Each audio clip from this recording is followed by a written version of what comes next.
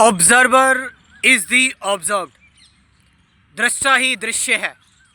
आज इसको हम समझेंगे कहानी के माध्यम से। मैं आपको बताता हूँ, मतलब जिसको अभी तक समझ में नहीं आया वो इस कहानी के माध्यम से समझ सकता है कि ऑब्जर्वर इज दी ऑब्जर्व्ड क्या है।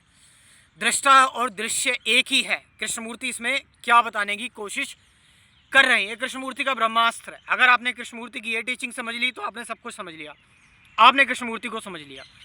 तो ऑब्जर्वर इज दी ऑब्जर्व क्या मतलब हुआ इसका? दृष्टा ही दृश्य क्या हुआ इसका मतलब? एक बार एक व्यक्ति होता है। वो व्यक्ति, उसको बहुत गुस्सा आता है, बहुत ज़्यादा गुस्सा आता है उसको। गुस्से में उसने अपना बहुत नुकसान किया होता है। तो एक बार साधु के पास जाता है। उस साधु के पास जाता है, उस संत के पास जाता है और कहता है कि मुझे ना बहुत गुस्सा आता है, मैं क्या करूं? तो वो साधु कहता है एक बार अपने गुस्से को जरा ध्यान से देखो, ये गुस्सा क्या है, क्या ये गुस्सा जो है ना, इससे लड़ो मत, इसको एक बार एज इट इज देखो, प्योरली देखो, तो तुम्हें समझ में आ जाएगा ये है क्या। लेकिन वो कहता है नहीं, मुझे समझ में नहीं आया, मैं इसको देख रहा हूँ, मैं कैसे देखूँ मैं इसको? तो वो साधु क्या करते हैं, उसको एक ऐसी जगह पर भेजते हैं, एक ऐसी आप कह सकते हैं कि थोड़ी मायावी जगह होती है, उस जगह में भेजते हैं।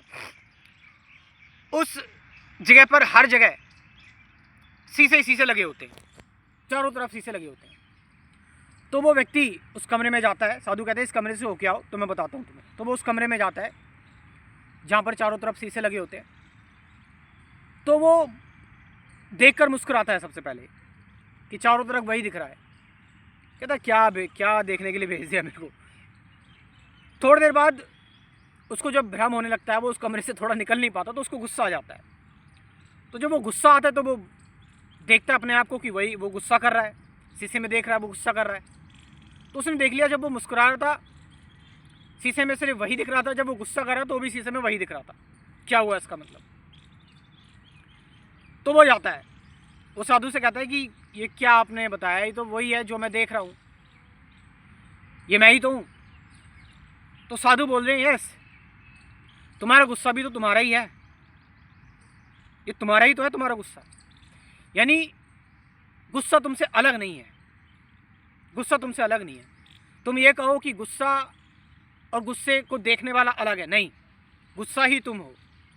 क्योंकि जिस मैं को गुस्सा आ रहा है वही मैं गुस्से को देख रहा है। गुस्सा एक ऑब्जर्व्ड है, दृश्य है, और देखने वाला एक ऑब्जर्वर है, दृष्टा है। तो जब मैं गुस्से को देखता हूँ एज अ सेपरेट ऑब्जर्वर, तो मैं इसको सप्रेस करने की कोशिश करूँगा, इसको दबाने की कोशिश करूँगा, इसको हल करने की कोशिश करूँगा, इस पर रिएक्ट करने की कोशिश करूँगा, फिर ये फिजिकल रूप ले लेता है। यानी मैं कोई ना कोई कोशिश करूँगा तो द्वंद्व होगा, डुअलिटी होगी, मैं लड़ूंगा।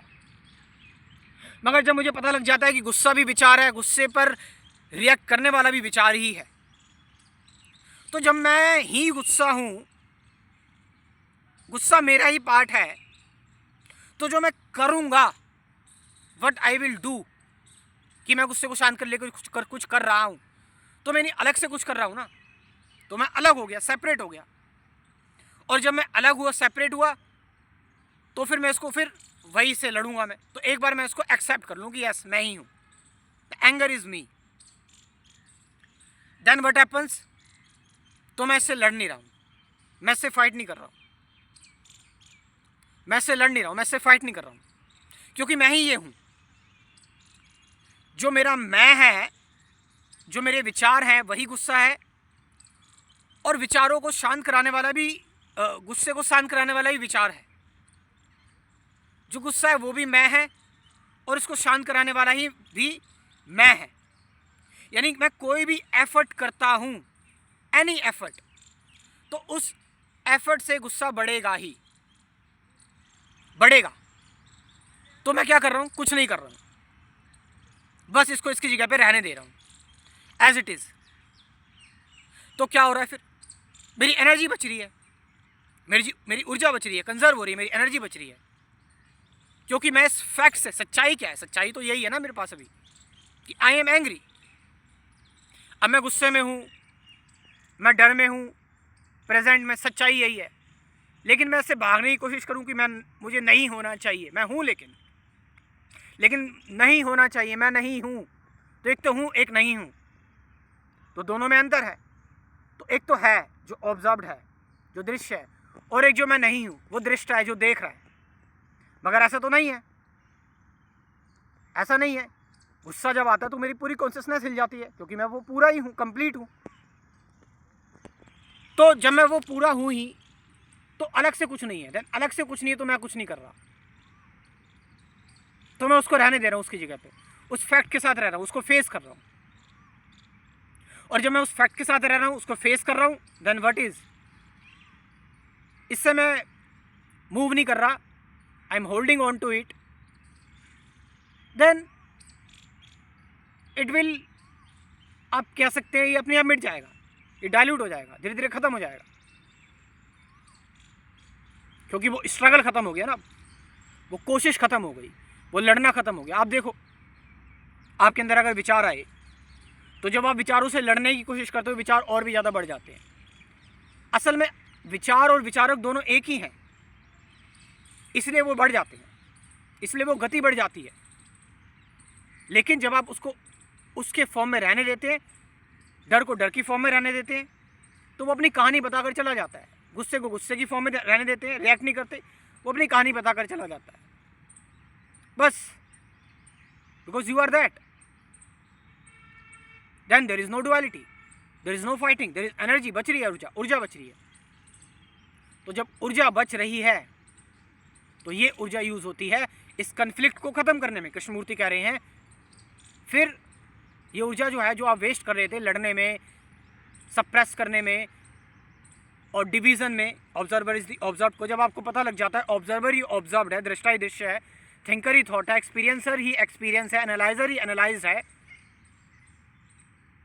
then there is no more duality, then no more fighting, then you are here and now, you are totally in present.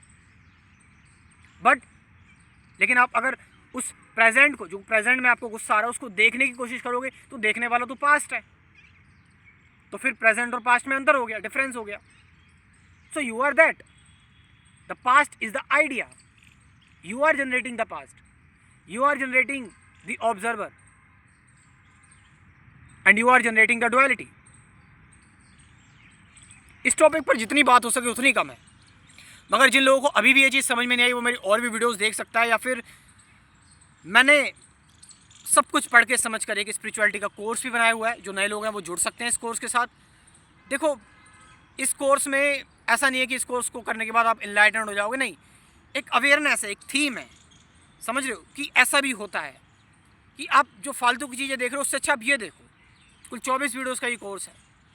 Meditation, observe कैसे करें, अवेयरनेस क्या है, प्रेजेंट मोमेंट क्या है, रिलेशनशिप क्या है, फियर क्या है, थॉट क्या है, एंडिंग ऑफ थॉट क्या है, इन सब की बात की हुई है। साथ साथ 50 से ज़्यादा गाइडेड मेडिटेशन की वीडियोस भी हैं। तो आप इस कोर्स को ज्वाइन कर सकते हो। मेरा व्हाट्सअप नंबर लिख लो, 9773529489। ये नंबर मैं डिस्क्रिप्शन में भी ड्रॉप कर रहा हूँ, वहाँ से जाकर आप इस कोर्स को ज्वाइन कर सकते हैं। Thank you very much.